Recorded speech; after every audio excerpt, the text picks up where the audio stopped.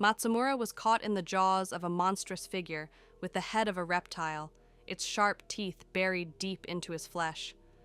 Blood poured freely and his face twisted in agony. His comrade, Fujita, screamed in helpless desperation, his voice cracking as he shouted Matsumura's name. The monster's grip tightened, indifferent to the terror unfolding before it. Fujita, trembling with rage and fear, demanded that the beast release his friend, calling it a monster through clenched teeth. His fists were raised, but his fear betrayed him. He knew there was little he could do. Matsumura's body slackened as he begged for Fujita's help, barely able to stand, his legs buckling beneath him. The beast held him upright, forcing his weakened form to remain conscious. A strange aura began to form around them, and Matsumura wobbled uncontrollably. Inside the monster's mouth, something stirred.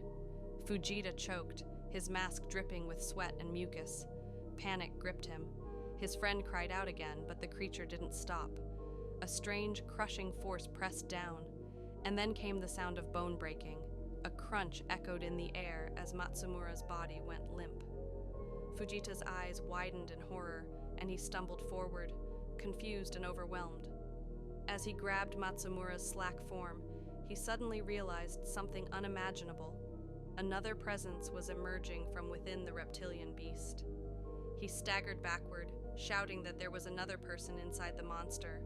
Not just the beast alone, but something else, something human. Inside that terrifying darkness, within the belly of the monster, a face revealed itself. A pale young man with intense eyes and black crosses painted beneath them.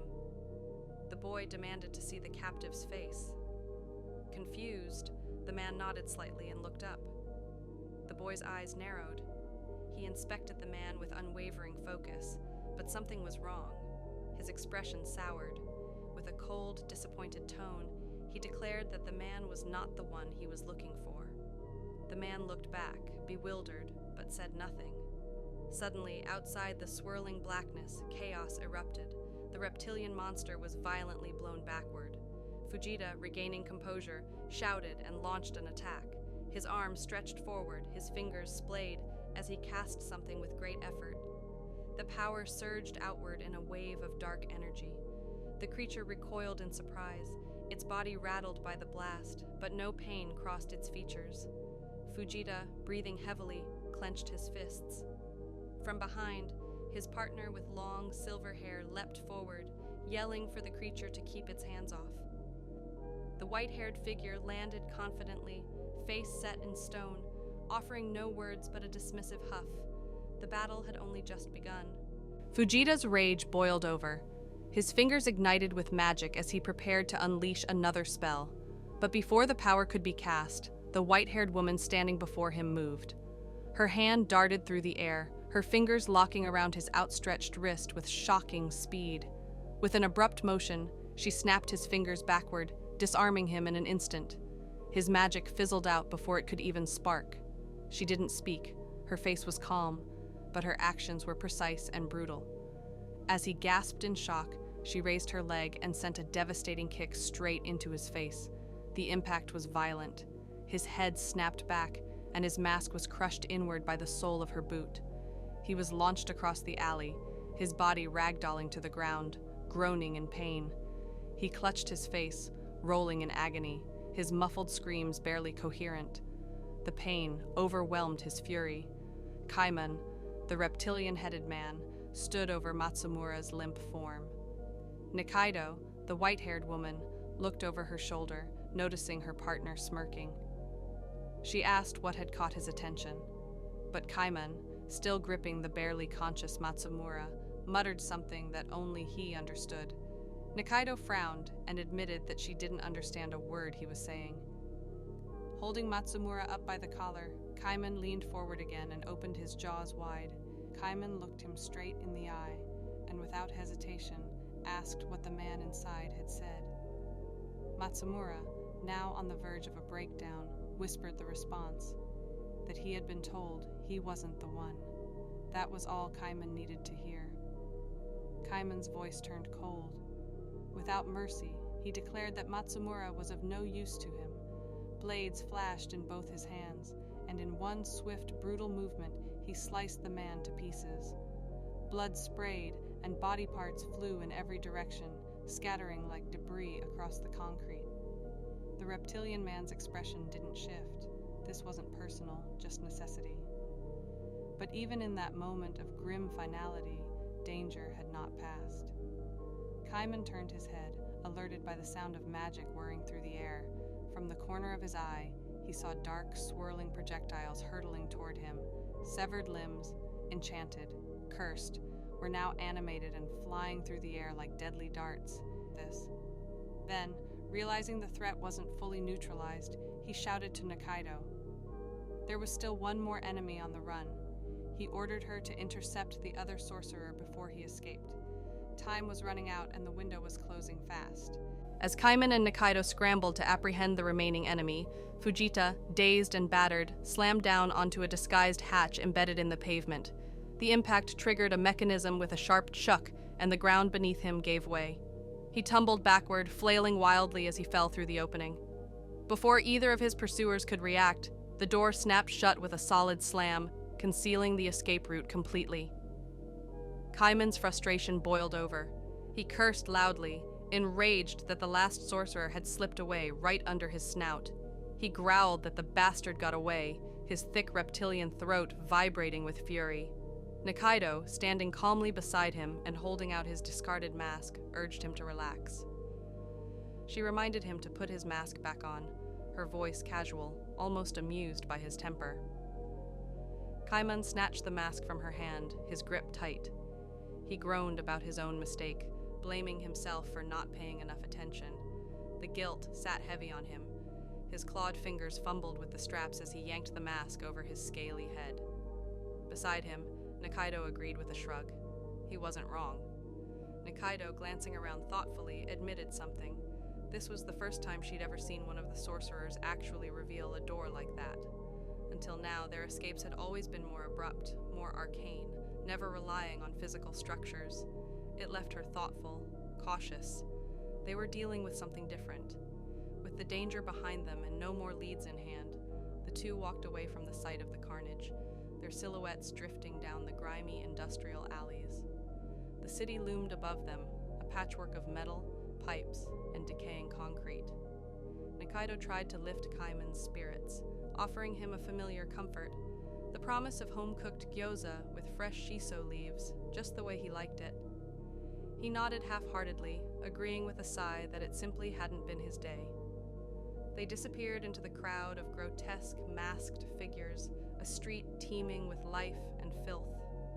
Around them, creatures laughed and bustled about their business, indifferent to the bloodshed that had just occurred. Life in the hole moved on, brutal and absurd as always.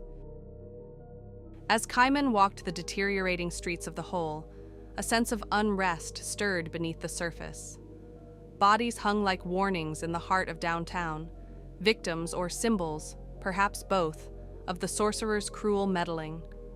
Around him, more and more people carried the scars and deformities left behind by magic, their faces twisted by the lingering residue of spells that had no place in their lives. He wandered through narrow alleys and crumbling concrete corridors, the kind of place that felt untouched by light or time. He stopped suddenly, his tall figure frozen in place. Nikaido caught up with him and asked what was wrong. She saw the familiar look in his eye, that distant, unsettled focus. He was fixated on something unseen. He didn't answer right away, but she understood. He was still thinking about that one specific corridor, the strange memory he couldn't shake. She guessed correctly that his mind had returned to the passage they were now walking through. His eyes narrowed behind the thick lenses of his mask. He confirmed it.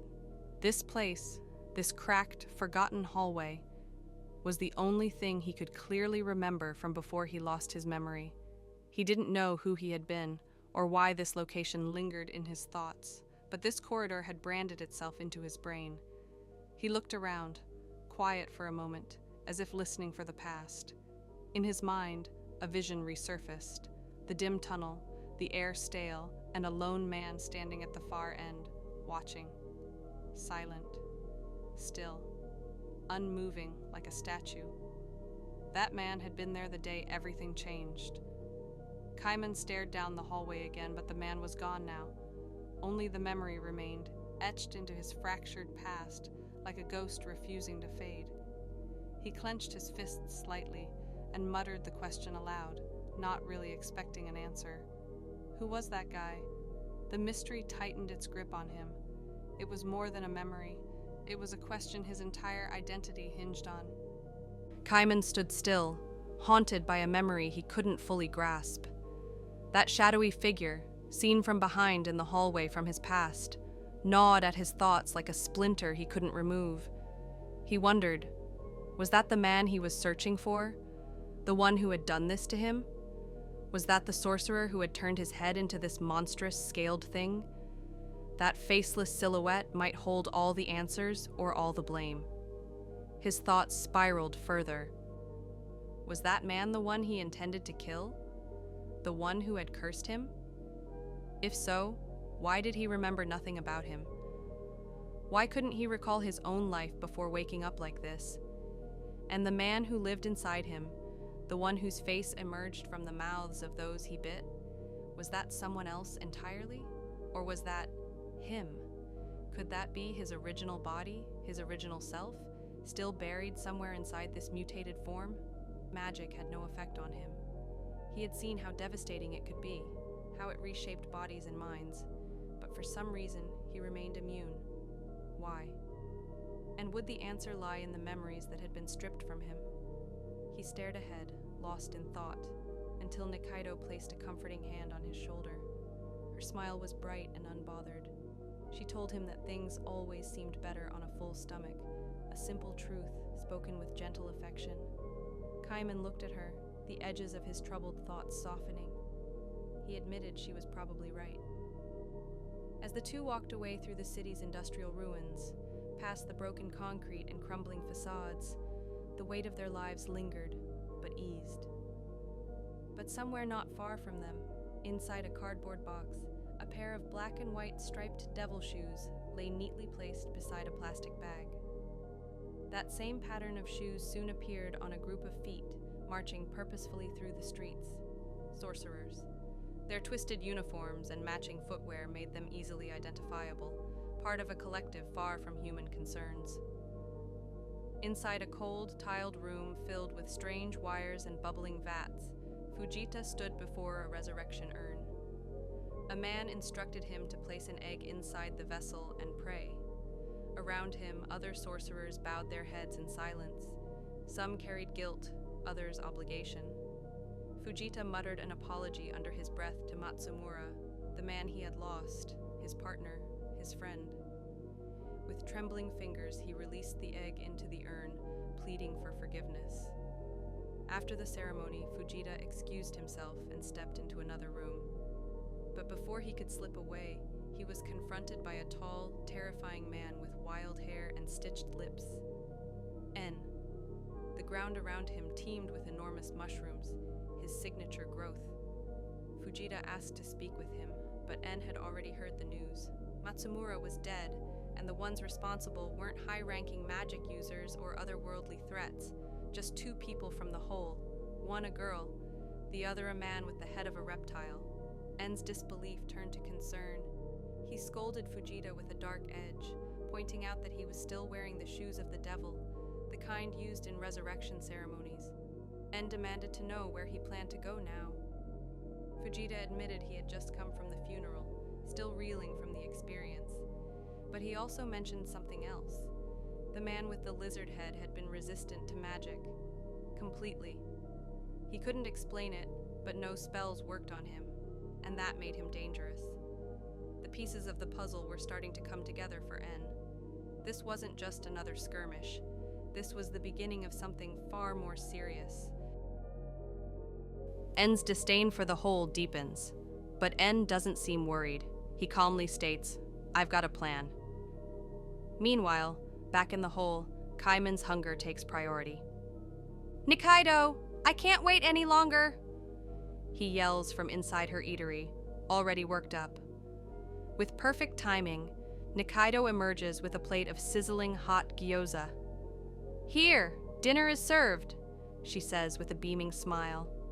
The mood shifts, a moment of peace, almost domestic, as Kaiman's monstrous jaws split wide and he chomps into his food like a starving beast.